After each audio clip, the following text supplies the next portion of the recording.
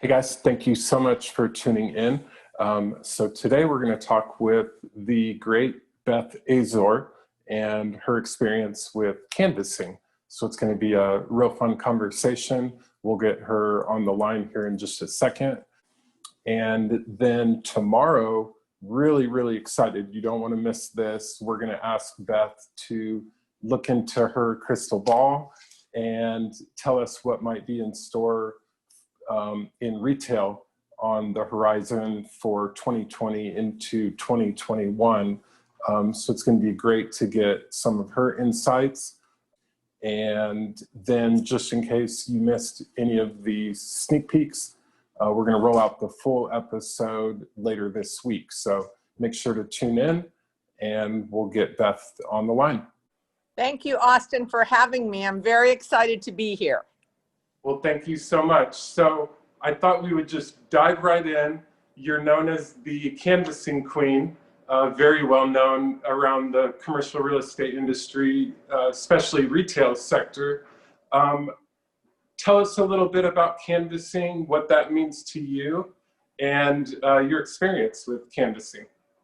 Sure. So canvassing basically means going up and meeting strangers and saying, hey, we have shopping center space and vacancy.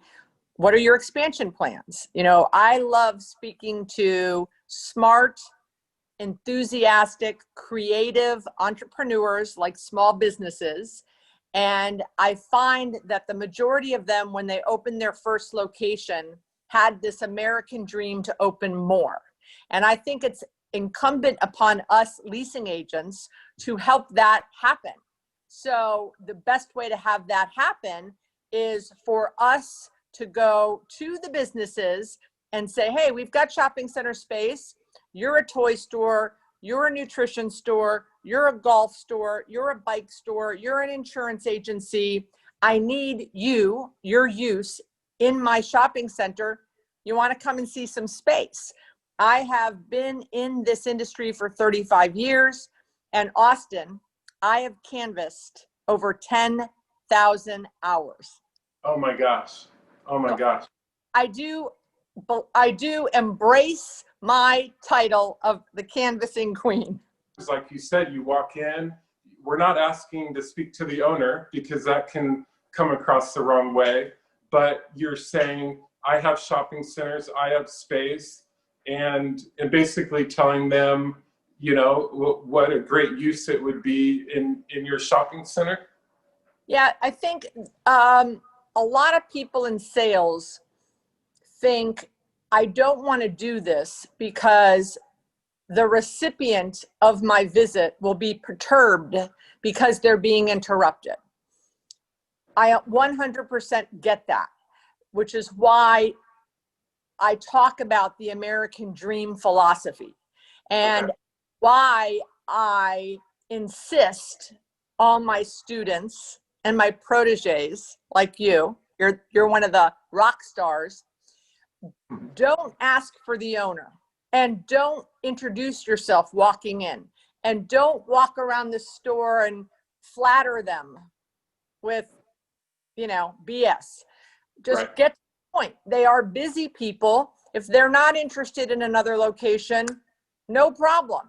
But because I still do this to this day, my 35th year in the business, to now where besides being a leasing agent for my own properties, I own the properties. So, you know, this idea that, well, once you become experienced and successful, you don't ever have to canvass again is bogus. So I still do it to this day, but it's very important that we salespeople respect the small business, the local business, the entrepreneur's time.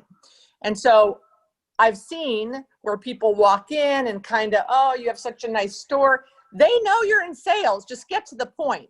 So what I is 95% of them appreciate my get to the point opening line.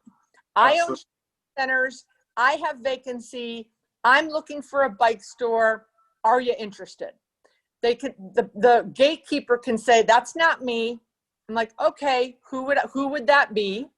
And then they give me the information, or the owner says, oh, that's interesting. Where are your shopping centers? And then you start the dialogue, or the owner says, no, not interested. I'm good with one. Great. And you leave them alone and you walk out the door and you don't waste their time. And the interruption is brief. Yeah, I love it.